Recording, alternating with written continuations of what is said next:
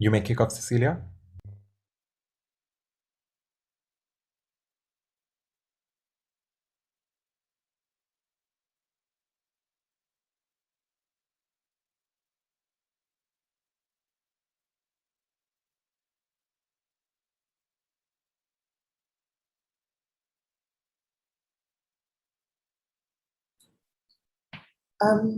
Good morning.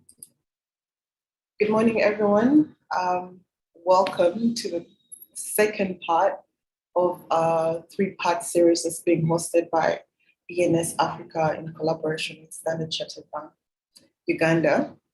We've been exploring the management of money laundering, terrorist financing, fraud, and bribery and corruption in Uganda. Today's session is basically going to cover anti-corruption, bribery, and fraud. In our market, we have a number of speakers with us. We'll be joined by the Honorable Justice Jane Francis Abodo. We have our representative from ENSafrica, Stephen Powell. We will be joined later by Professor Ramadan Gobi. He's been delayed. And then we'll also have our moderator, Cecilia, from Standard Chartered Bank. We are going to kick off the session with the Honorable Jane Francis Abodo, who's a lawyer and judge. She was a judge of the court's criminal division before her current appointment as the Director of Public Prosecutions. I'll hand over to you, Honorable, as the first speaker of our session.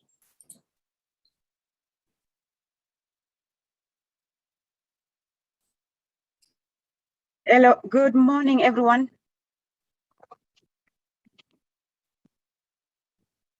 Yes, good morning, everyone. Thank you so much. We have taken about 7 minutes. That's like the new normal now, meeting online.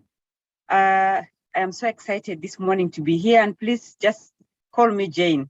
That makes me a little nearer to you than Honorable and maybe even Lady Justice. Just a correction on my introduction. I was not a judge. I am still a judge, just that I don't go to court anymore. I am now handling, I got leave from the judiciary, so I am now handling the docket of Director of Public Prosecutions.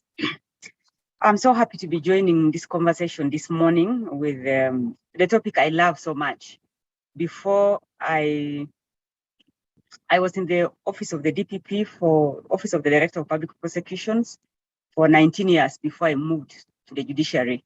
And the 19 years, 10 of them, I spent them at the Anti-Corruption Court. So I'm very passionate about corruption and money laundering and of course, terrorist financing. I just want to share with you this morning on the mandate of the Office of the DPP. The Office of the DPP is mandated to prosecute, we direct police on investigations and prosecute all criminal cases in the country. All criminal cases means we are also prosecuting corruption cases. And the difference between the Office of the DPP and the IGG is that for the IGG, their mandate is just to prosecute only public officials. But for us, we prosecute even private. That's where we come in handy in prosecuting cases of banks, of telecom companies. We have prosecuted quite a few when I was at the Anti-Corruption Court for the 9 years. We prosecuted quite a few cases for banks and telecom companies, and very successfully. And we actually recovered assets. The Office of the DPP in its mandate. Yes, hello? You can hear me? Yes, Honorable, can hear you. Oh, sorry, I just had some background noise. Sorry about that. I just said the Office of the DPP, our mandate, we prosecute both private and public.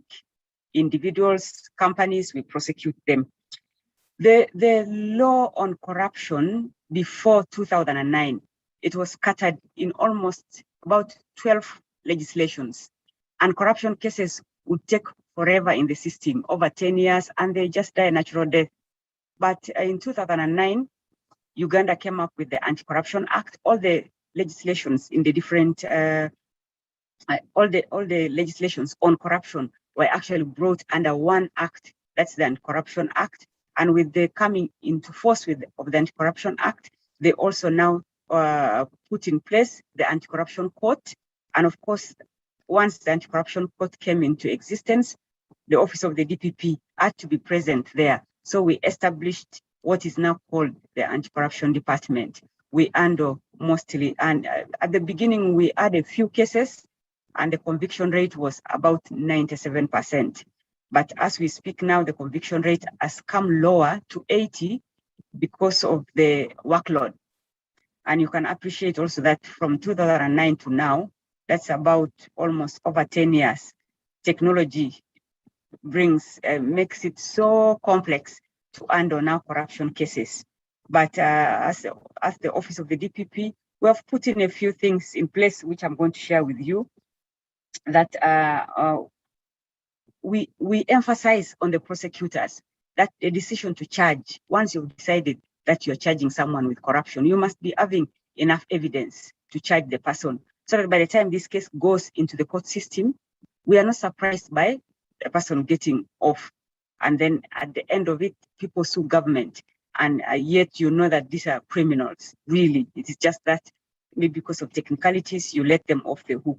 We also have case weeding. We weed out most of the cases. I am sure that some of the banks, some of the telecom companies get frustrated with us when we say, no, this particular case, we can't yet register it.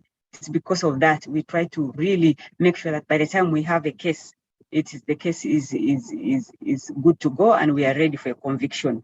We also have team ownership of cases, case-up conferences.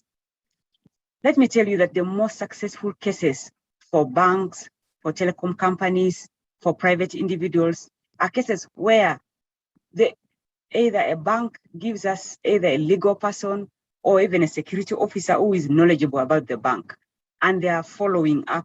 Those are the cases which we don't lose. We don't lose those cases normally because the bank or the telecom companies are really following up and they're giving us all the support that we need. So most of the time, those cases actually succeed.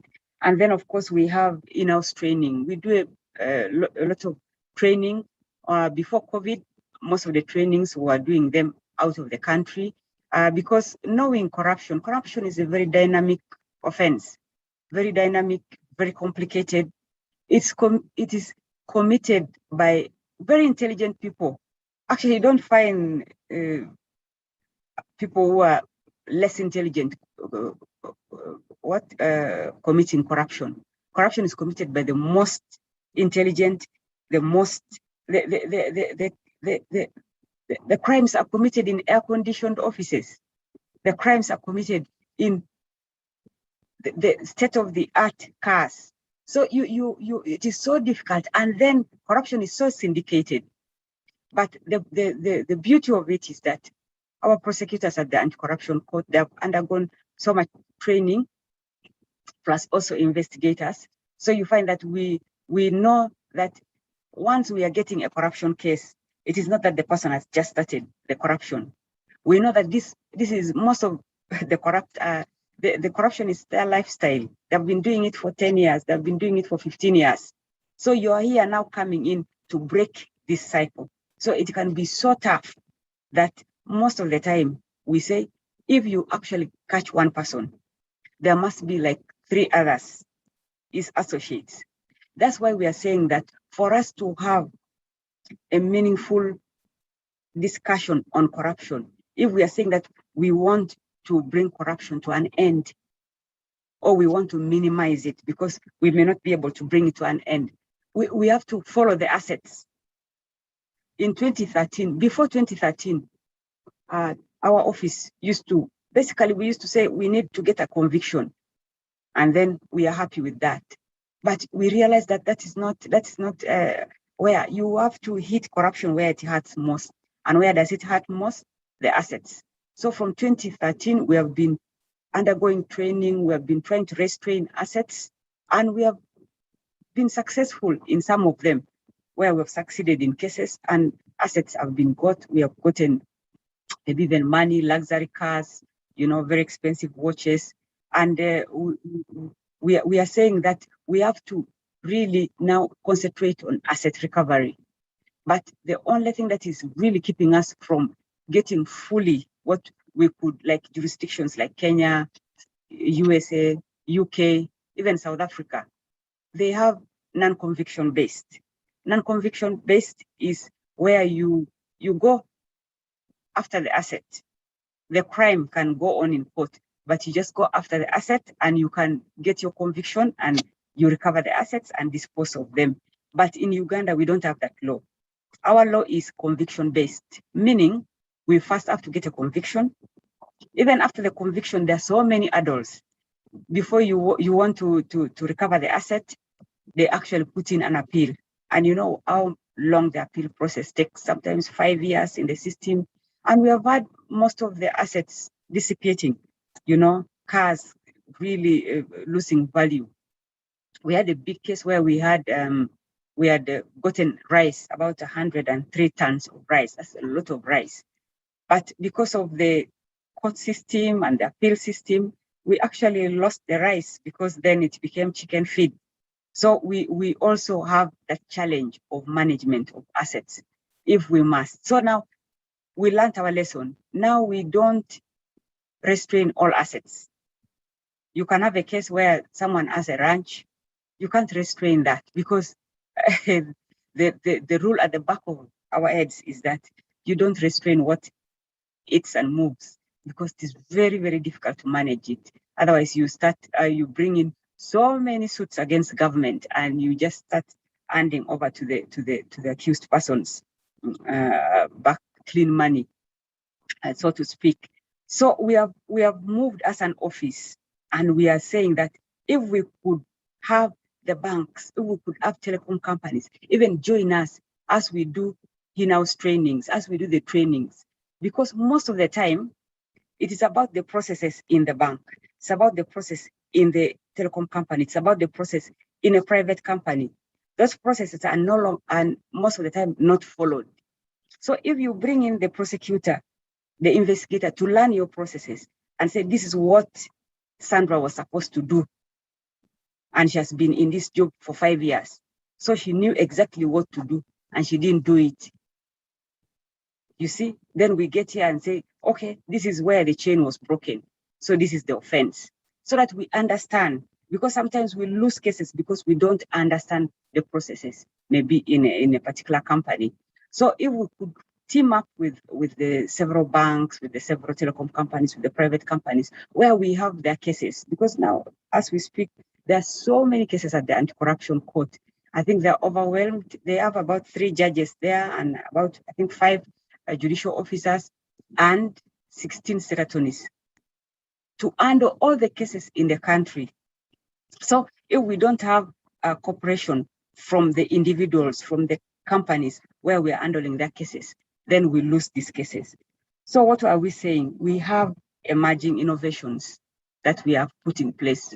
I've talked about prosecution-led investigations, where we have prosecutors, you have investigators, you have maybe someone from the company where we have the case.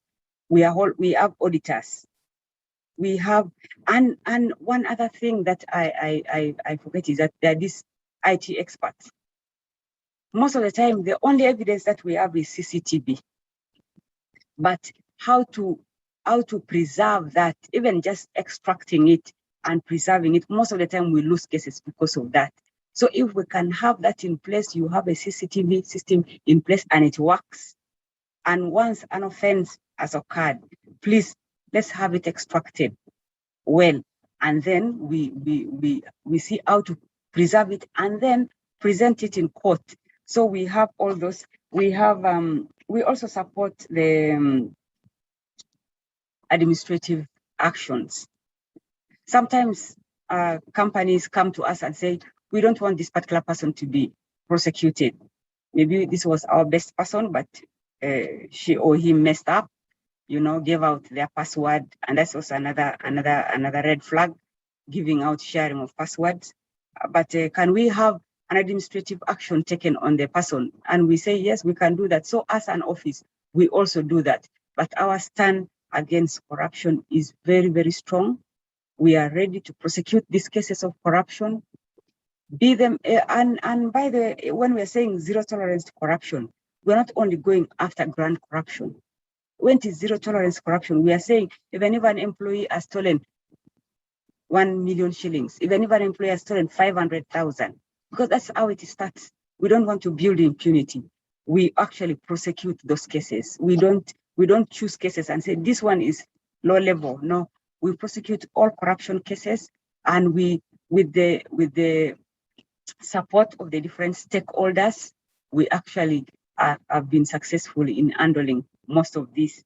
So I don't know, how am I doing on time? Sandra? No, you're okay. You're okay. You're okay, Hona. It's okay. Perfect. So I am just looking at now the challenges. What are the challenges that we have? I've already mentioned them. The challenges are, the first one, of course, is the law. Before 2013, when we started going after the assets of the corrupt, we just said that we didn't have a law on that. So we were all there folding our hands. We didn't have a law. We don't have the capacity. But when we started now going after the assets, then we realized actually we may wait for the law to come, and then we are at the same time building impunity, because then the law might never come. This bill of non-conviction based asset recovery has taken so long in the system. So we are saying, with what we have, if you look at the Anti-Corruption Act, if you look at the Anti-Money Laundering Act, there are very good legislations there. It is just that we are saying that if we could have all these legislations because when you go to the Fish Act, when you go to the wildlife, now that's another very upcoming crime. If you go there, you also find that there are legislations on how to recover assets.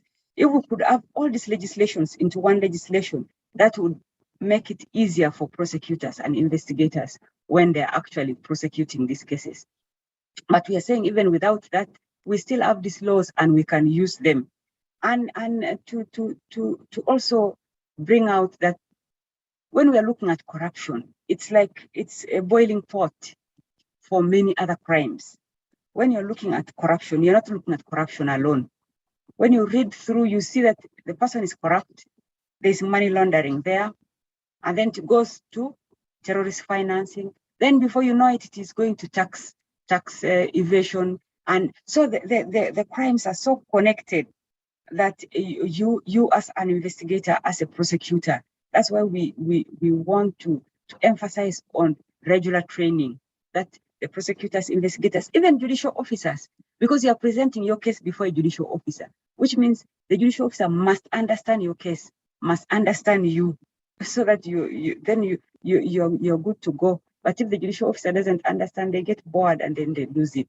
It's easier for them to acquit than to convict, you see. So you find that we also need all this. So you need training across board. And of course, another challenge that we have is the complexity of fraud, the complexity of corruption. Corruption is so complex, and technology has even made it worse, because the crime is committed just at a click of a button, and the crime is committed using a phone. 1 second, the crime is committed in 10 countries. The money goes, before you know it, in 1 minute, it has gone through so many hands, it has gone through so many jurisdictions. So you find that as prosecutors, as investigators, that is the challenge that now you get. How do you investigate in multiplicity of jurisdictions? People have different laws. Mutual legal assistance is it is a frustrating process. You write to a particular country and they send it back and they say, we don't use English. You have to write it in Arabic. They send it back. First of all, before you do that, you should know to whom are you writing in that country. which means you should have informal contacts before, so that you know if I'm writing to Uganda, maybe Stanchart is the authority that handles this. So that by the time I'm writing, I send a message to Sandra, please, we have sent our mutual legal assistance. Can you please help us fast track it, even if she's not directly, but at least you have an informal contact. So that is also the complexity of all this. And of course, when you look at also presentation of these cases in court, you have electronic evidence. How do it can be so taxing to even just see how do you first get, because most of them can be documentation, like 6,000 copies of documents to present. How do you present it? Maybe the electronic evidence, you've got your CCTV footage. How did you extract it? How do you present it in court? Most of the time it can be thrown out. The phone printouts, most of the time you get frustrated. You go to the bank and they tell you that we don't keep them for this long. Phones can be very, very good pieces of evidence, because they can be the one to help us join the dots. And most of the time that you find, that's the only evidence maybe that you have. Because now you cannot say you're going to meet Philip, Sandra, and Jane together planning for an offense. It doesn't happen anymore. It is done remotely, you know. As we are also here doing things remotely, even the criminals, they're actually most of the time they're ahead of us. 2 steps ahead of us. We are always following them. There's no way that we have gotten an offense, a law in place to address a future crime. We are not. But I think that is where the conversation should now go, even in corruption. What are the future crimes that we foresee? You know, that's what we should be thinking about. We are now getting robots. We are now getting cars without drivers. So maybe we should be thinking about future crimes as well. We should be having in our departments which handle future crimes. In the banks, in the telecom companies, you should be having a unit that handles future crimes, what the employees might be thinking about. But as we come back to corruption, so those are the challenges that we face as prosecutors. But with the cooperation of stakeholders, with the cooperation of the people who have been hit hard by this crime. I don't want to mention banks where we have handled cases. I don't want to mention telecom companies where we have handled cases, but we have handled so many of the cases. And if we can get communication, cooperation from such companies, we surely can make actually a difference in corruption cases. And of course, specialized trainings, I've already mentioned that, across board for both the prosecutors, the investigators, the judicial officers, even your defense lawyers. Most of the time, most of these companies bring in lawyers to watch brief. Even those lawyers who watch brief, they should be able to know what crimes we are talking about. So, in conclusion, I just want to say, I don't know whether I've mentioned everything. Fraud is always and will always remain complex. Even when we started off in 2009, it was still complex. Now it is even more complex. So it just requires us to have, and it's a difficult task. It's a difficult task because it's multi-layered. Crime is like it's like an onion. You know, there are so many layers. You have to go through all these layers. But it requires criminal investigators to act swiftly. It requires us prosecutors to assist those investigators in prosecuting the crime. It also requires you, the people who are directly hit by this crime, to cooperate with us, because without you, then we cannot do much. But the fight against corruption needs every one of us, because as we speak now in Uganda, we don't have a witness protection law. We don't have a witness protection law. What does that mean? That means that people will fear, because most of this corruption is within the companies, it's within the institutions. How do you report your bosses and you think you are still going to hold that job? Can you go and testify against your boss in the morning and still come back. There are people who are very close to the boss. There are people, they are syndicates. They do it in syndicates. So if we have a witness protection law in place, then people will come freely and actually report corruption. But corruption is everywhere. It is everything. It doesn't have to be only money. It is coming late to office. It is so many things. And corruption is everywhere. But the corruption, we are saying that corruption doesn't have, they always say it's a victimless offense. Victimless, I put that in quotes, because the victims of corruption are so many. There are so many. Corruption as a face, because it is all of us. When a road is not done well and we get accidents, people die, it is corruption. When a school is not built well and collapses, it's corruption. So it's a vice that needs every one of us to fight. When you see it, you act, you talk, you come out, you help us as prosecutors, you help us as investigators. But as an office of the DPP, I want to pledge that for us, we shall fight corruption. We are going to be, and it is the most vibrant department in the office of the DPP. And we think that's a boiling pot for so many other crimes. So we are putting all our energies on corruption, and we are ready to partner with different institutions to fight this vice. And maybe one day we shall say bye to corruption, because now it's affecting all jurisdictions. It's not just about Uganda. It's affecting so many jurisdictions, Kenya, outside Europe, America. So it's a huge thing, and it affects directly the economy. So we need to fight it as one, and we all deliver as one. Thank you so much. I'm so sorry if I short the time. Thank you so much. No problem, Honorable. We are pleased to have you, and thank you for sharing with us your words this morning. We like the pledge to fight corruption. I think it's one of the challenges that as Ugandans, we continue to talk about. We continue to talk about fraud. We continue to talk about the impact that bribery has on us as a people that are in Uganda. So we note that together as the private sector, as a public sector, we must come together and fight this vice, working together. That's the only way we can fight financial crime.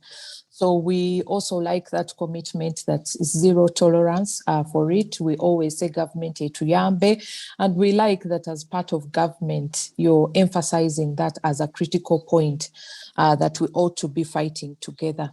So thank you very much for your words. I would also like to continue to appreciate the people that have joined us this morning as we share on this topic of fighting financial crime,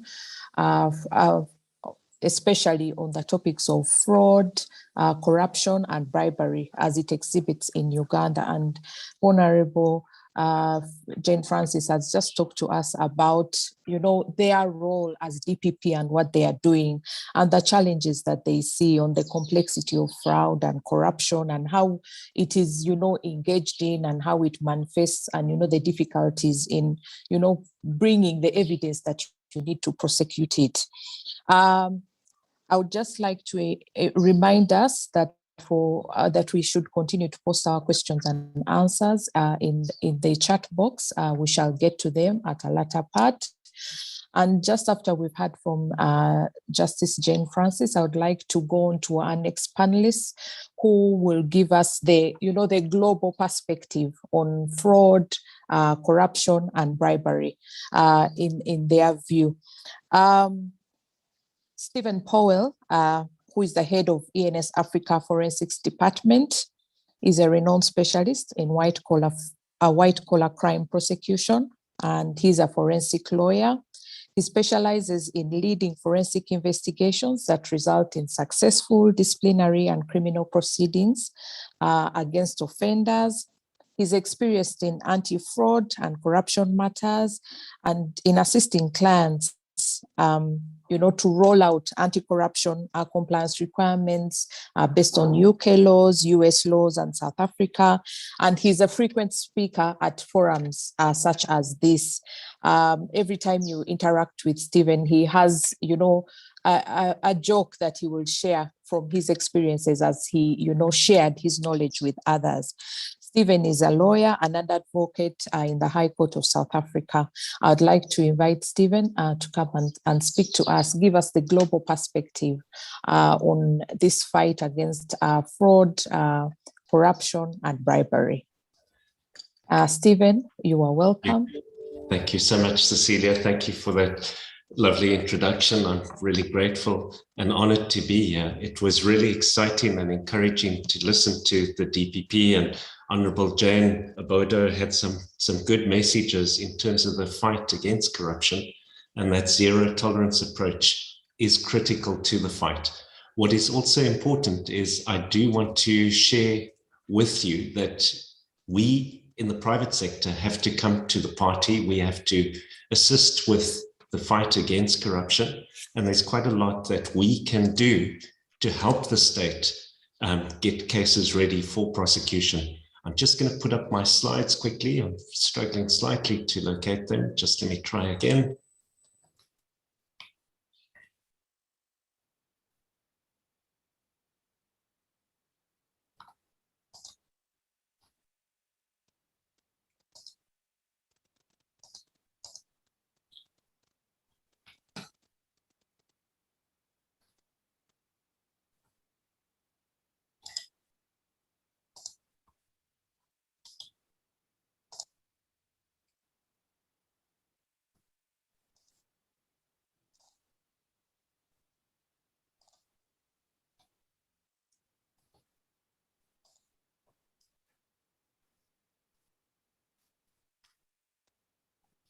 Seem to have struggled to locate the slides today. I don't know why. There we go. Great.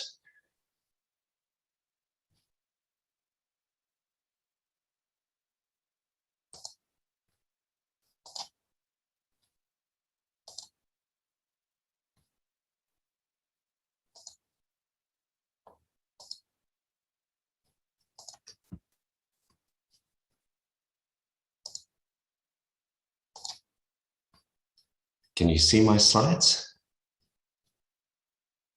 Yes, we can. Yes, we can. Okay, thanks everyone. Apologies for that slight delay. The listening to Honorable Jane Abodo just encouraged me to just share a few thoughts, because I have been a specialist fraud prosecutor in the early years of my career, and I do a lot of white-collar crime, fraud, corruption investigations all over Africa, and I've gone to a number of different jurisdictions to pursue some notorious rogues who have defrauded government and gotten involved in significant tender abuses. And what I want to suggest, which needs to happen, I think, in my respectful opinion, in Uganda, is the private sector must beef up the forensic investigations that are performed into fraud and corruption, where we have suspect employees that get involved in bribery, acts of bribery, receiving bribe payments from corrupt suppliers, etc. And what we need to do is we need to gather the evidence as professionally and efficiently as possible, so that we take the cases to the DPP in a state that makes it a lot easier for them to prosecute. I do a lot of confrontation with suspects. So when we gather the evidence, and in gathering the evidence, we enlist the use of experts. The digital forensic experts have become a critical component of successful investigations. For any of you who are interested, you're welcome to Google my name and just add the word State Capture Commission or Zondo Commission. And if you put my name and the Zondo Commission together, it'll take you to 2 occasions where I testified for a full day each and gave evidence on how we had pieced together email threads and communications between different players when they were discussing acts of corruption and trying to conceal their corrupt activities. And we coupled that to pursuing a money trail, and we put together a trail that highlighted corruption involving the former mayor of Johannesburg, as well as one of our senior politicians, the Deputy Minister of State Security and Intelligence in South Africa. And it is possible to follow these trails successfully and to create the seeds for successful prosecution. So that's the one area. The private sector must use the resources it can when you have fraud and corruption to get the right experts on board and make sure we present the state with cases that are easier for the state to take forward. And then I mentioned earlier that I often confront suspects, and I often joke that at times I take more confessions than a Catholic priest. But I say that in all seriousness, because when we follow the money trail successfully and we find the incriminating emails and communications between parties where they're discussing things they shouldn't be involved in, it's very hard for them to deny that what they have done is corrupt. And so very often they go to damage control, because the sentences in South Africa for corrupt activities are a mandatory minimum 15-year jail term. So the only way that a suspect who is really caught with their fingers in the till and the money in their bank account, how they minimize and mitigate their punishment is through plea and sentence agreements where they admit their guilt and they ask the court for leniency. And very often they end up getting 5 or years or so, as opposed to the long-term imprisonment. And so we do get a lot of cases that are resolved quickly with guilty pleas, with reduced sentences, but at least we're successful and we also get the money back. We follow the assets, and that's a critical component. We noted recently that the UK government imposed sanctions on the Gupta brothers, who were part of the corruption involving our former president, as well as a business associate. They've seized assets. They have put in travel embargoes so that these rogues cannot enjoy the proceeds of their crimes in the United Kingdom. And the US have done the same. And this is something that Uganda must really consider. In the UK, they've also introduced an offense regarding unexplained wealth, and they seize the assets of these drug dealers and fraudsters who have no legitimate basis for the massive empires that they gather. And that's another area where Uganda must look at the legislation, look at the trends. And I want to encourage the DPP to reach out to the SFO and try and make sure that we get experts from the UK to come and train the prosecutors. I've trained prosecutors. In fact, I've trained judges on fighting fraud and corruption. In Nigeria, I had a session, a workshop for 3 days where we trained the entire bench of the Nigerian courts. And it's important that the judges and the magistrates understand white-collar crime and fraud and corruption. And it's also important that the prosecutors understand the complexity. I know, for example, on one of the big money laundering cases in Zambia, it involved the chairman of one of the big banks. They took me to Lusaka on many occasions to train the prosecutors, to help them frame the charge sheets so that we make sure that we use the best ammunition we have and that the prosecutors know how to lead the evidence, because white-collar crime, fraud is really difficult to prosecute. It's complicated, it's complex. Her ladyship referred to fraud is like an onion with the multiple layers. And I agree with that. It is complicated, but make sure you get the right experts to help you. So I'm happy to step in if you want me to get involved in training sessions for the prosecutors. I'm more than happy to get involved in a program to do that. And then the other thing as well is to draw on international bodies like the OECD. I've gone to Nigeria, Namibia, Botswana, and many other jurisdictions, training lawyers on their role in preventing fraud and corruption, because a lot of the contracts between corrupt parties are drawn up by lawyers. A lot of the corrupt payments move through lawyers' trust accounts. And we've got to make sure that lawyers understand that they should be preventing corruption, not participating in the corruption. But enough of that. I'm actually digressing and talking, just inspired by the words of the DPP. And what I'd like to do now is go into some fraud facts and theory, including the profile of the fraudster. I'll explain some of the corruption practices and procurement risks, and then we'll go into an overview of some of the corrupt schemes. I'll touch on cyber fraud, and I really want to explain EFT fraud, diverted payments. The DPP referred to sharing of passwords, and I'll explain how that gets abused. we're not going to have time to go through all of the slides that I have for you today, but what I'm going to do is we will share the slides with all of the delegates that have taken time out to attend the session, and you will get the full detail. There's a whole lot of fraud red flags to look out for. Read the information. The best prevention against being defrauded is creating this fraud awareness, making sure that your people recognize the symptoms. And talking about recognizing the symptoms, we have to look at the profile of the typical fraudster. The white-collar crime stats show us that most of the fraud that is committed within companies, within the private sector, is committed by employees who have worked for the company for 5 years or more. And the recipe for that is, once people work in an organization, they get to understand who are the managers that are careless, who are the guys that don't monitor expenses that are allocated to their department, where can they commit the fraud, and who are the people that don't actually do the checks. And a lot of what happens is people rely on trust, but you've got to have solid controls. And usually the fraudster is one of the most capable, most reliable, and most trusted employees. Trust is good, but control is much better. The picture that you see on your screen is a picture of Bernie Madoff, who ran the biggest pyramid scheme that's been identified in the US to date.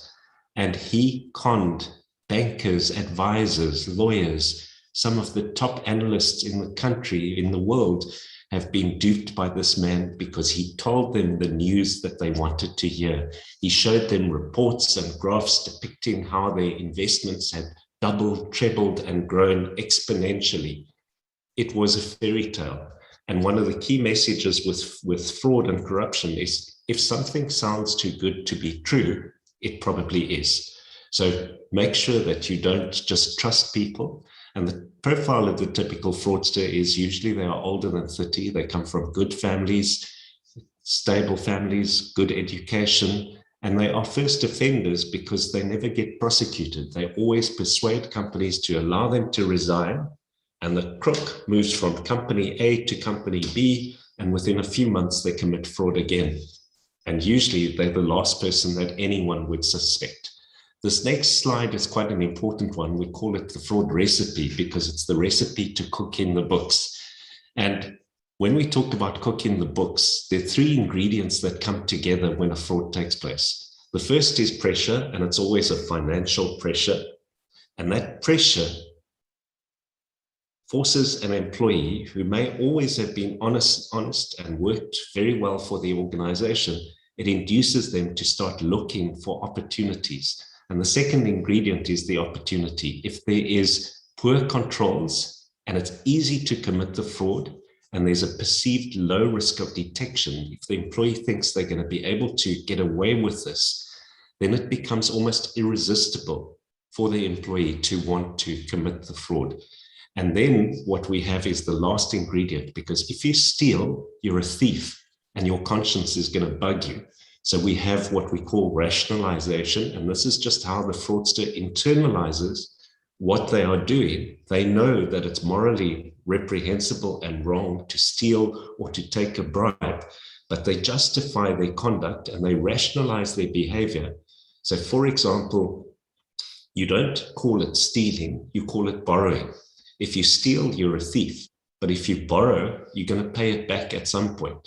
The fraudster never does pay it back, because once they realize how easy it is to steal and that's not detected, then the problem is it happens again and again and again. And the frauds always start small while people test the waters. They test the boundaries to see if they get caught. And when they get away with it, they up the number. So it starts with 1,000, then it goes up to 10,000, then 100,000, and it just keeps growing. The rationalizations that we find is, if you take a bribe, you corrupt. So instead of calling it a bribe, the corrupt employee in procurement calls it a finder's fee or spotter's fee. Or you take a kickback from a supplier and you call it a loan, but you should never be getting payments from your suppliers. So this is the recipe to cook in the books. There are a number of pressures that often induce people to commit fraud and theft. And I want to see if any of the audience members can come up with any ideas. If you have always been honest in your career, you've never stolen a cent or anything, a shilling from anyone, and suddenly you have a trigger event, a change in your personal circumstances in your life that happens, can you think of any type of trigger that will induce you to commit fraud? What could induce you? What would move you to commit fraud? You can write any answers in the comments box. We don't have a lot of time for interaction, but let me see if anyone comes up with any ideas. Maybe I should give you the first example. One of the trigger events that induces honest employees to sometimes commit fraud or theft is sometimes when we have a situation that there's an illness, we have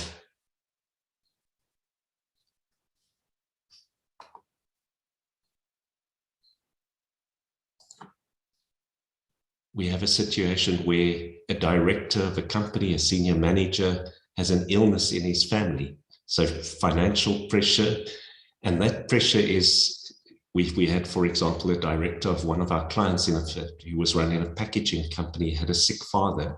His father needed an urgent medical operation. He was diagnosed with cancer. He didn't have a medical aid. So the director needed 200,000 Rand. And what he did is he went across, and I like the answers that are coming through: peer pressure, debt. These are all triggers that induce people to commit fraud. That's correct. I'm going to go through the example just with the medical emergency. So what this director did is he went onto the company's vendor database and he changed the bank account of a particular supplier, and he put his own account in. He got the password of his junior by just saying that they needed to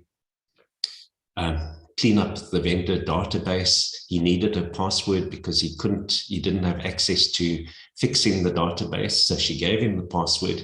He came in on the weekend and he transferred 200,000 to himself. And when we caught him, he said to us, "Steve, I genuinely intended to repay this money, but then I noticed that nobody actually noticed that it was missing."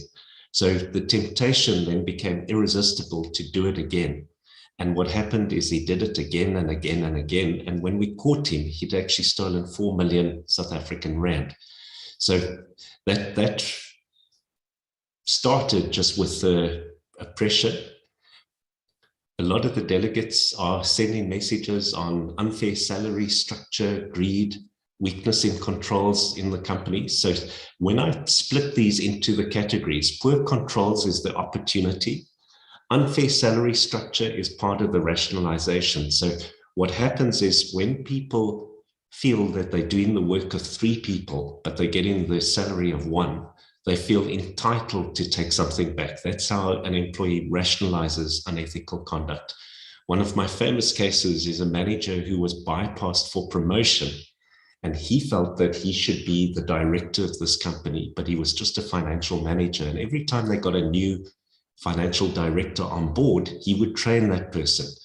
And he felt, if I can train the new manager, they should make me the new manager, the new director. And he actually stole once a year. And he stole the difference between his salary and the FT salary. And when we caught him, he said, "I was just correcting an injustice." Unfortunately, when it went to court, the magistrate said, "Sorry, go to jail for 4 years." So I'm just going to give you a quick overview of the types of catalysts, the pressures. One of the big ones is gambling. And you'll see other ones are divorce, extramarital affairs, peer pressure. The number of the delegates came up with that answer. But gambling or any kind of addiction forces people to look for opportunity and to steal wherever they can find an opportunity. Weak control environment, shared passwords, limited segregation of duties, limited independent review, poor management oversight. Those are all symptoms of the opportunity. And then what we have in addition is the rationalizations that I spoke about. These are the words of some of the crooks that we've caught. It was just a loan, I'm going to pay it back. It was a spotter's fee. It was just a commission. The company makes huge profits and doesn't pay us enough. When the company has retrenched a lot of staff, that also becomes a trigger. Fraud is difficult to detect. The red block shows you that a lot of it is discovered by accident, and management find less than 10%, auditors less than 20%. And you'll see that I've colored tip-offs green because a lot of the tip-offs come from mistresses, disgruntled mistresses or ex-wives where the individual is no longer paying child maintenance or alimony, and then they report. So what we have in SA at the moment is lots of corruption with state tenders. The individuals, the corrupt suppliers liaise with procurement officials and they create an artificial need. They fix the tender, the supplier drafts the tender specs, and then they bypass tender and they use the swear word in procurement, which you need to be very nervous when you hear, and that is sole sourcing. So we've got to make sure that we follow the process. In SA, they also use a lot of middlemen, politically connected individuals to influence tenders, and they get paid massive fees just to try and steer these tenders in the direction of the corrupt suppliers.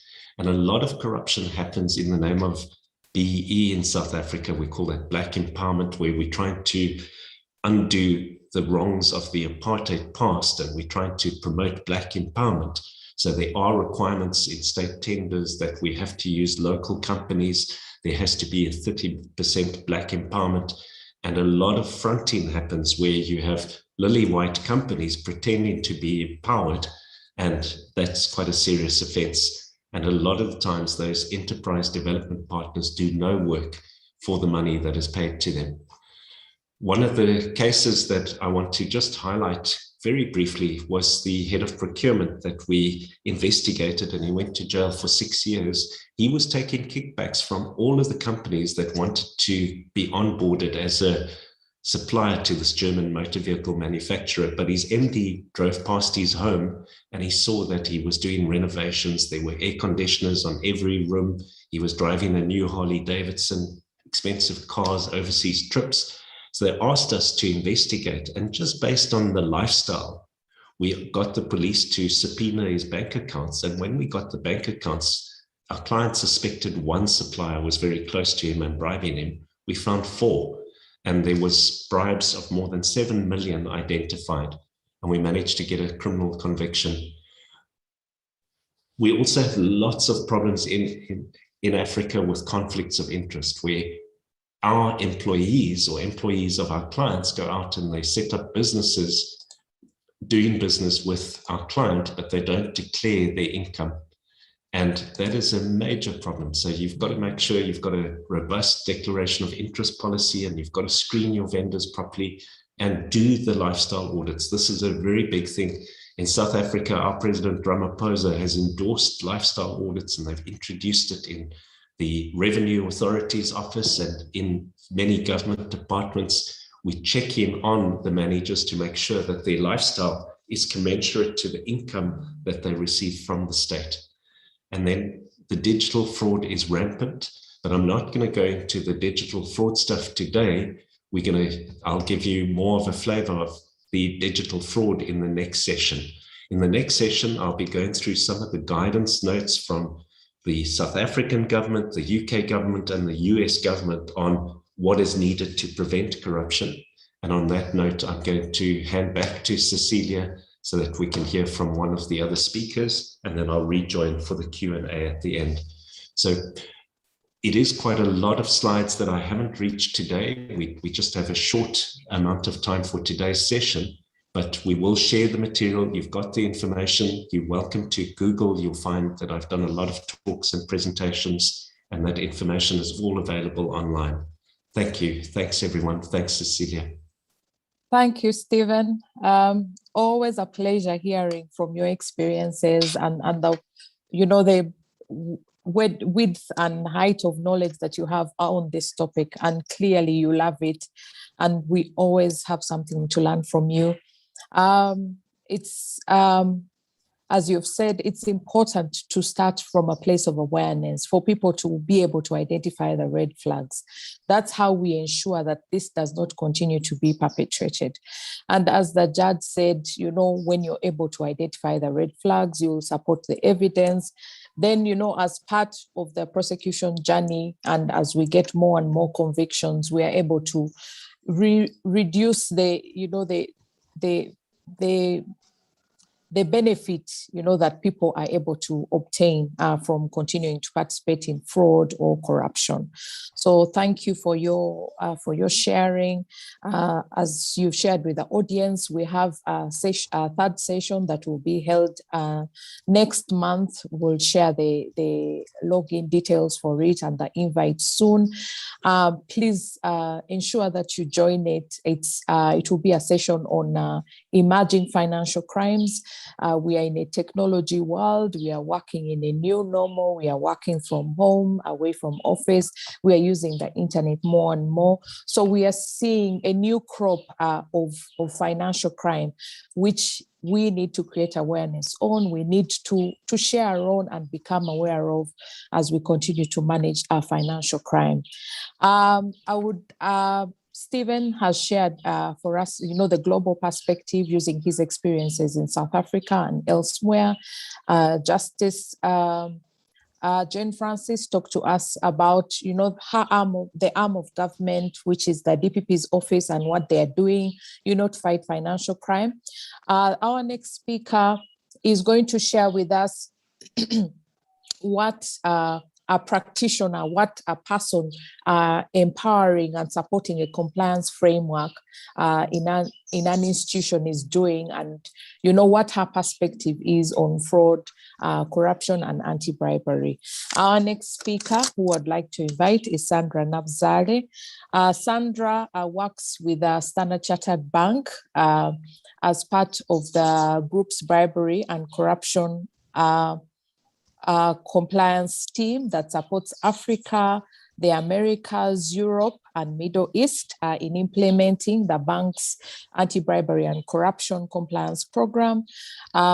Sandra is a lawyer with a law degree from Makerere University, and she has a master's degree from a university in China. Sandra, please speak to us. You are welcome. Thank you, Cecilia. Just confirm you can hear me. Yes, we can hear you loud and clear. Okay. Thank you. Thank you for the introduction. Like you said, I will focus on the role of the practitioner, private entities, borrowing obviously from our practices as an international bank, and what additional legal frameworks we adhere to, what an effective compliance program looks like, based on the international guidelines that we follow. And we'll go into some trends we've seen and the impact of non-compliance for us. So Stephen has covered fraud in detail. I don't want to repeat myself, so I'll focus on corruption in the form of bribery, obviously noting that fraud is a key enabler of bribery and corruption. So we'll start off with the legal framework. Obviously, as a UK bank, we are bound by different legal and regulatory regimes based on the countries that we have operations in. Besides the legal regulations of the countries we're in, the leading international law for us is the UK Bribery Act, which criminalizes bribery of commercial organizations, individuals, public officials, and also criminalizes failure to prevent bribery. Now, in this law, companies face unlimited fines. And if you've seen the recent enforcement actions, the latest being the Airbus case, where we saw the Serious Fraud Office penalize about $398 million in bribery fines, and then disgorgement of profits for worth $585 million. So there is unlimited fines for private entities. Obviously, cooperation and self-reporting are mitigating factors in these discussions. The other law is the Foreign Corrupt Practices Act of the US. This was originally applied to US citizens conducting business abroad, but have since extended to foreign companies and non-US citizens operating on US soil who facilitate bribery in the US. In 2019, we saw the case of the Chinese businessman who was a former head of an organization backed by a Chinese energy conglomerate. He was sentenced to 3 years under the FCPA for violation of international bribery and money laundering laws. So, of course, locally, I'll not go into detail. The Honorable covered the legal framework in the country, the Anti-Corruption Act being the leading one.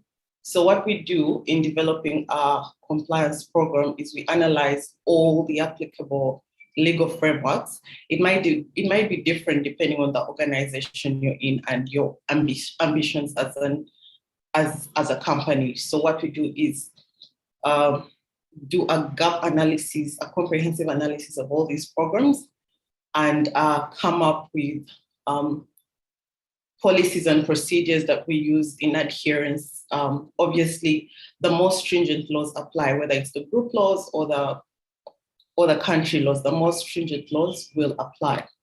So in doing this, the bank also conducts a holistic assessment of its risks. It's from this that we've been able to define what bribery is, what fraud is, into the classifications of active and passive bribery, and I've been able to identify focus areas within the business and functions that have a high bribery and corruption risk, and built the framework around these focus areas. So if you decide to have a similar program in place, you check in your respective businesses and scope which areas would have more risk than others. And because we are liable for third parties as well, that's where the bribery comes in. Bribery is not the same as AML. So if bribery is happening outside of the bank, let me say an individual in company X is bribing an individual in company Y, and they bank the money with Standard Chartered, that will be AML. It will be proceeds of AML. Bribery is a risk to the bank where a staff or third party acting on behalf of the bank is involved. That's what creates the nexus and makes the bank liable. So the areas we've identified are about 7. I'll just quickly go through them. First is suppliers of services and intermediaries. I think they made points on having introducers and middlemen, and Stephen highlighted it as a red flag. So the incentive to win business gives employees or third-party actors an opportunity to be drawn into kickback schemes. And intermediaries are even a more heightened risk because they're acting on your behalf while you're not aware of what they may be doing, but you're still liable. 93% of the enforcement actions have involved agents of some sort, third parties acting on behalf of the entities that were held liable. So it's important to have a framework that covers such risks in detail, have additional training, specialized training. We have a specific third-party risk framework just to address this risk. So third-party payments is another risk areas.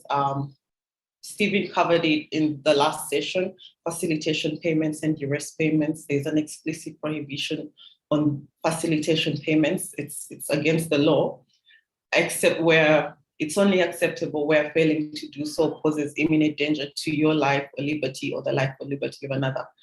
But even in that case, there are reporting mechanisms in place to ensure this is properly addressed. Of course, gifts and entertainment is another area, a regular part of conducting business, right? But it's also, staff can take the opportunity to abuse this. It results into conflict of interest, allegations of bribery based on the perception of that gift or entertainment. So there must be a legitimate business purpose. It must be proportionate to the culture, to the environment that you're in, and it must be transparent. So there must be a clear declaration program in place so you can know how much was given to who and what it was used for. Then the parties must be known and identified. Where the public officials involved, obviously additional due diligence must be given. And we'll go into why public officials are an added risk. So As a bank, we have strict prohibition on cash. We do not give or accept cash in any form. The other is sponsorships and donations. Obviously, they can also be disguised as bribes. So we make sure that any sponsorships and donations are aligned to the bank's corporate social responsibility strategy.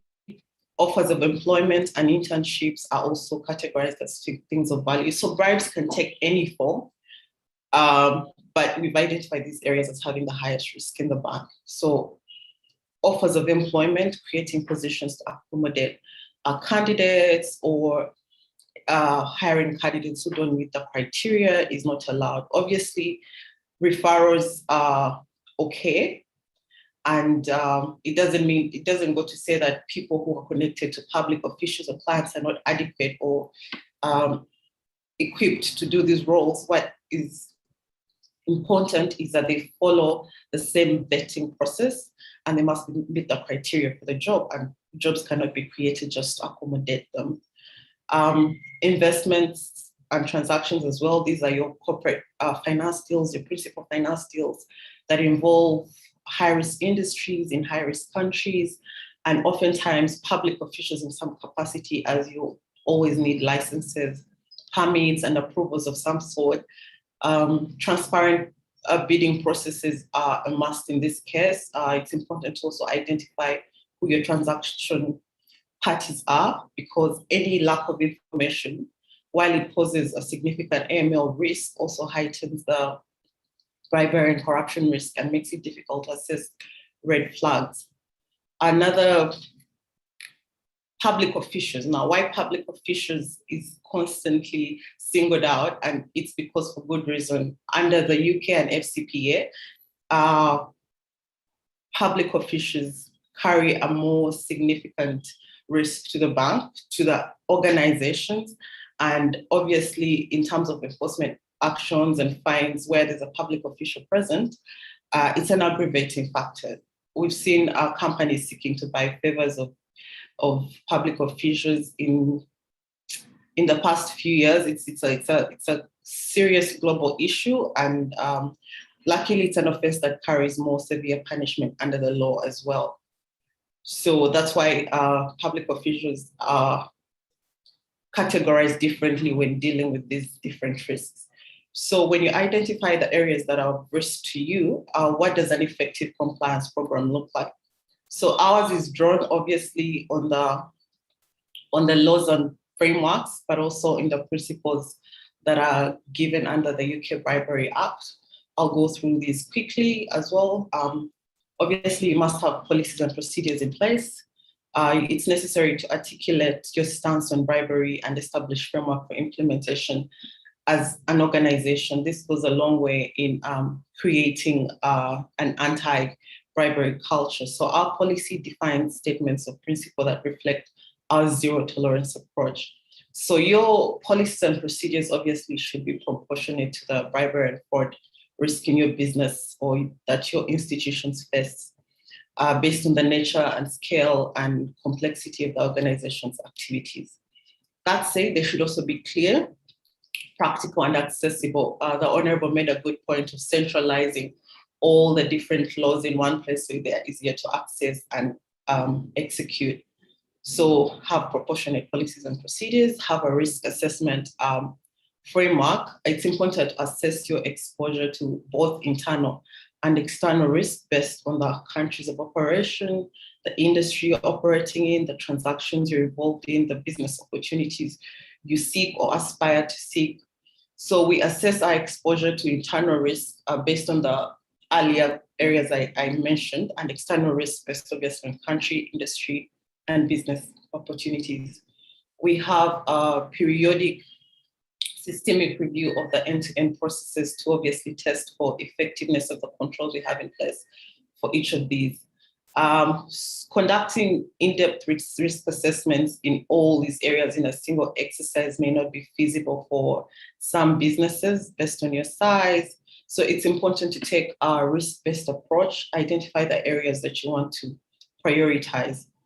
For most companies in Uganda, meeting these expectations likely means not going beyond the risk-based the desktop anti-corruption assessments, right? We find that most are folded into broader enterprise risk managements of risk registers and not so much beyond that, but it's important to conduct more data-driven assessments and explore the specific corruption risks that your frontline employees face on the ground. Another key element of an effective program is obviously tone from the top. It can be agreed that the top of the organization is the best way to foster a culture of integrity. So it sets the tone for what is acceptable in a company. If your senior management is seen to be engaged in fraudulent and corrupt activity, it's unlikely that subordinates will act any differently. So this is also important because it encourages the involvement of senior management in decision-making, in determining what a good framework looks like, in communicating the stance of corruption and bribery of the organization to everyone else. And it's important to have an effective governance framework built around this so that there's oversight and appropriate escalation of any issues. Another aspect is due diligence. It's just important to know who you're doing business with.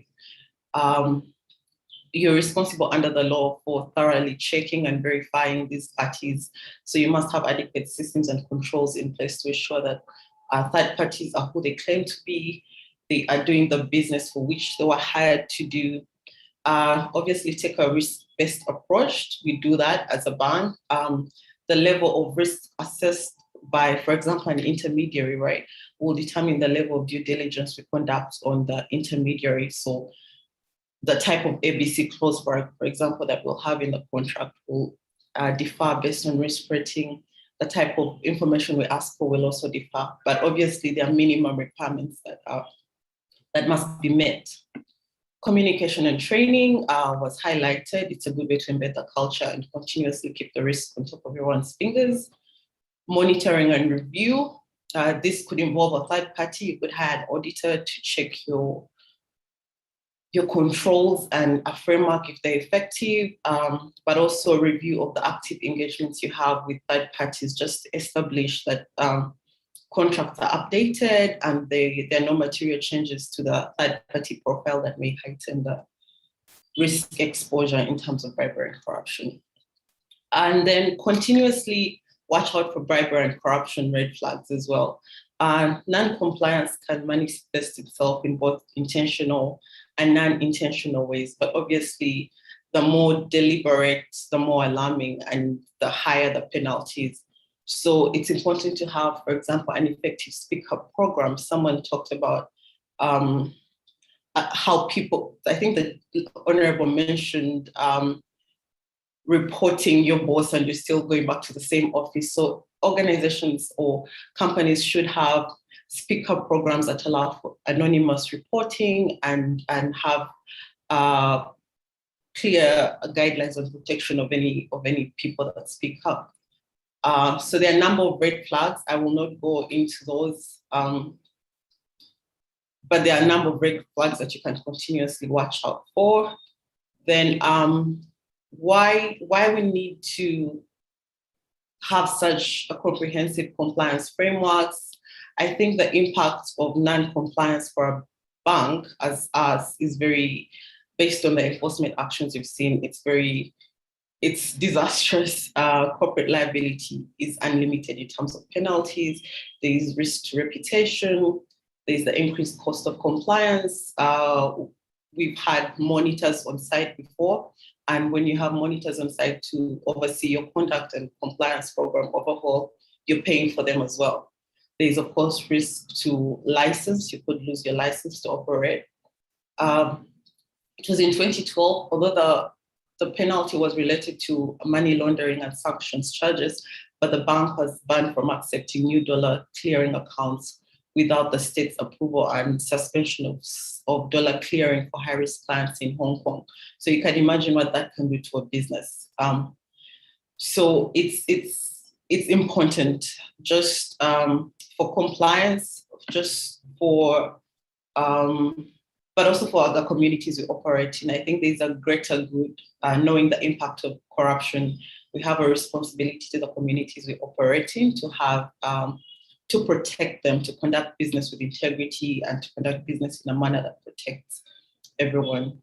The global cost of corruption is estimated at 2.6 trillion. I think this was a 2019 number, of which is 5% of the global GDP, with businesses and individuals paying about 1 trillion in bribes. So the wider impact of corruption and bribery on the economy is, I think it goes without saying. We scored 27 out of 100 on the last Transparency International corruption index, putting us at number 38 as the most corrupt country. And if you've looked at the heat map, there's a very clear correlation between poverty, underdevelopment, and high corruption. If you take, for example, your top 5 countries and your bottom 5, your top 5 being New Zealand, Finland, Switzerland, Singapore, and your bottom being Somalia, South Sudan, Syria, Yemen, there's a very clear distinction on what, on the impact of high corruption in countries, whether it's increasing wealth inequality, instability, risk to public safety, because you're disincentivizing people from playing by the rules. People are cutting corners, bribing their way out of health and safety regulations, often with very disastrous consequences. Innovation is stifled. Your investors are not attracted to the country as well. So it would be a good approach, not just on a global scale, but as a business. Quantify the cost in your respective businesses, however big, however small. Just try to quantify the cost of corruption in your law firms, in your private businesses, how much you think you're losing in spillage to side deals and kickbacks and all the money that you may not be, all the revenue that you're losing. Stephen last session mentioned how enforcement and penalties are a good source of revenue for the government, but also it's a good deterrent, and it's also important to run sustainable businesses by protecting your revenue streams. So the trends we're seeing in this space, in the corruption space, obviously COVID, I think the pandemic, corruption during the pandemic was, the crisis exposed a lot of loopholes in many systems and in many companies. We saw how corruption undermines the states and companies, private entities' capacity to respond to crises. It was a fertile ground for fraud, bribery, and corruption. We saw emergency spending go up. Obviously, there was reduced oversight and a lot of opacity in public procurement.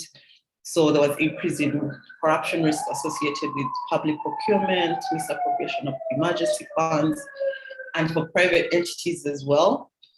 For those that stepped up to do their part in supporting communities, it was hard, especially if you have a very elaborate sponsorship and donations policy to stick by these guidelines. We saw an increase in mandatory donations. This is where a government says you're supposed to donate this amount to this cause, and you cannot negotiate it. So we saw an increase in mandatory donations.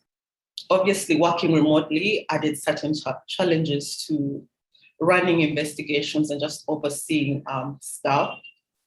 But obviously, it also brought in several opportunities as well. We saw a surge in use of technology and people finding creative and efficient ways to work.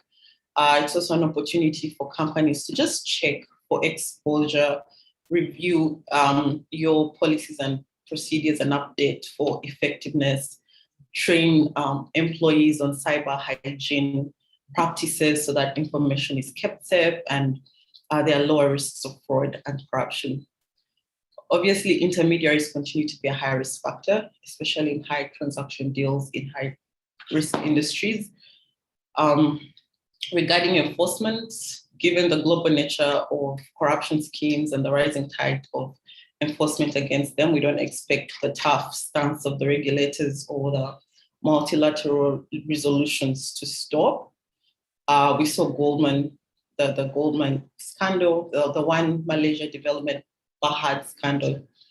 And like Steve, of course, the bigger question is how Steve highlighted this as, again, revenue, but the bigger question is how these penalties and these fines ultimately benefit the victims of these acts or atrocities. There's an increased push towards individual liability cases as well. Corporate liability has been, there's been a surge on that, but we're seeing regulators move to targeting individuals. We saw a Ghanaian banker charged for, I think he was charged for funneling bribes to government officials in Ghana to facilitate the approval of a power plant project. But this case illustrates how effective due diligence and willingness to walk away from a potentially corrupt deal can help a company, because the bank in question was not charged in any way because they actually stopped the deal in its tracks. So we're seeing that on the rise as well. Increased collaboration among foreign authorities and the extraterritorial reach of these authorities. I think we saw that in the Airbus case where the US did not spare its reach because, one, there was a subsidiary in the US, although the company wasn't based there, but also because some of the activities, for example, the lavish spending had happened in Miami. And some of the discussions on the bribery had also happened on US soil, so that created a nexus. A nexus can also be created by, for example, use of the US dollar. So that can also make you liable under the FCPA. While we did not have any blockbuster enforcement actions in Africa, like we've seen in Europe and the Americas, there were a number of enforcement or events to note. For example, in Angola, we've seen a rise in the enforcement activity focused on the allegations of corruption and money laundering by the members of the former president. The Luanda leaks also drew a lot of scrutiny from foreign enforcement. We've seen the Africa Development Bank become more active in recent years in bringing suspension and debarment proceedings to fraudulent and corrupt practices in AFDB financed projects. So I think this month it debarred a Nigerian engineering firm for engaging in fraudulent practices during tendering for, I think it was a construction project. We've also seen the World Bank be active in debarments as well. And it announced a major initiative that's focused on evaluation of corporate compliance programs in enforcement matters, an initiative that we expect will seek to hopefully incentivize companies to develop effective compliance programs. So against this backdrop, companies in Africa or in Uganda as well, the recommendation is that we implement compliance programs that account for guidance from international enforcement authorities, even if the likelihood of an FCPA enforcement is low due to a lack of meaningful nexus. We've seen what weak compliance programs can mean through the COVID crisis. We were in I think the 5th money laundering directive. All companies that do business with customers that are categorized as high risk third countries are to perform enhanced due diligence measures. So obviously this makes it expensive to do business with countries like us and makes it risky as well. And that definitely impacts investor attraction. Also, just in the spirit of doing the right thing, because we all want to see a change, we all want to see someone do something, but I think it should start with us in our respective capacities as citizens, as accountable persons under the law, as business owners. And this way we can be able to play on the global market, cap spillage in revenue spillage in the respective companies, and overall just build sustainable businesses. Another recommendation is that you pay attention to AML risk in your businesses, as this is a good indicator of vibrant corruption risk. Surveillance of internal communications. We saw a lot of use of code words in the previous enforcement actions. In Airbus, they did refer to the bribes as medicine prescriptions. So if there was a prescription, there was a matching payment for that prescription, as Van Gogh paintings. So scope your environment, know what words could be used to disguise bribery and corrupt behavior. Then there's an urgent need to keep pace with evolving technology. I'm sure next week we'll have experts on the emerging financial risk in these technologies, but it's important to automate, one, to just improve efficiency for compliance personnel, to understand the tech that is being used to perpetrate this crime, because you cannot regulate or defend what you do not use, right? So it's important to understand the technology. It's important for governments and companies to invest in this technology, as it makes products and services more affordable, more accessible, and hopefully you're able to tackle the problem of scarcity, which is a key driver of bribery and corruption, and also create a sustainable source of revenue. The other thing is the industry could use a central body. I think from the discussions that are happening in the charts, you could see that many are aggrieved and many have ideas, but we don't have like a central body. The UBA covers financial institutions. So if we could have like a compliance association of Uganda where we could share best practices, set industry standards, hopefully influence regulation, and just drive a safe way of conducting business. Compliance is a core component of all businesses. And it's not just a reserve of operations that are large scale. Every business needs some type of integrity barometer. So while the seismic shift in mindset will take time, I think let's address the system issues that are within our reach. So let's, like I say, do our part as in our respective capacities as accountable persons and individuals. Thank you, Cecilia. I'll hand back to you. Thank you, Sandra, for an elaborate and eloquent sharing on the compliance standards, risk management, risk assessments. I think I was particularly intrigued by the correlation between poverty, underdevelopment, and our rating on the transparency barometer. I think we need to stand up, we need to get up, we need to be shocked and start to do our part, as we've said, both as a public sector, as a private sector.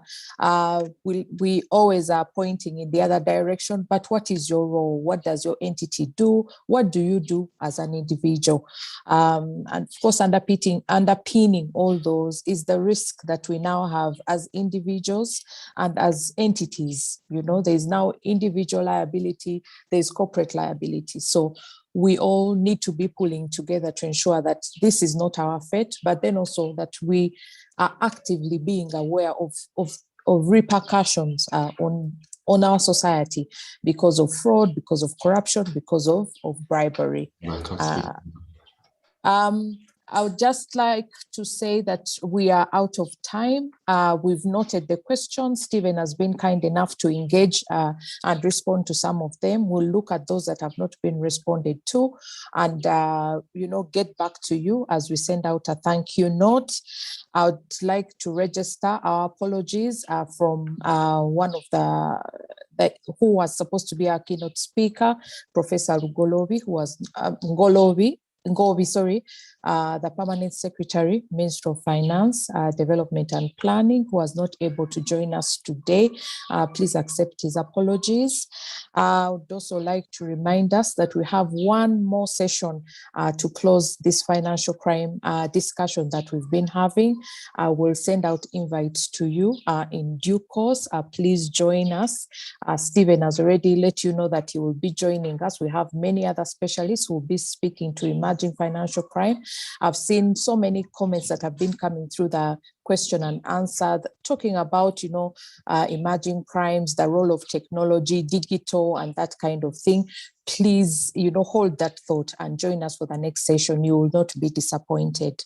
I would like to thank you all sincerely for joining us, for giving us this time of your working day to hear from us. I hope it was worth it. I hope you've learned something. We'll share the materials, we'll share slides with you after this training.